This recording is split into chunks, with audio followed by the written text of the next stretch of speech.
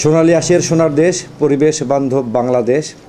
যেমন সারা বাংলাদেশে প্রতিটি উপজেলায় আমাদের ৩,০০০ জন আঁশ পাট উৎপাদনকারী কৃষক নির্বাচন করা হয়েছে এবং তাদেরকে আমরা বীজ, সার, কীটনাশক ইত্যাদি দিয়ে থাকি।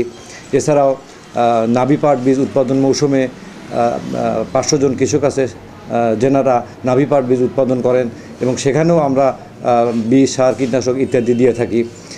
আমাদের যে পাটের আইন রয়েছে, পণ্যে পাটজাতমূলকের বাধ্যতামূলক ব্যবহার আইন ২০১০ এবং বিধিমালা ২০১৩, এই আইনের অধীনে আমরা সারা দেশে নির্ধারিত ১৯টি পণ্যের উপর মোবাইল কোড পরিচালনা করে থাকি।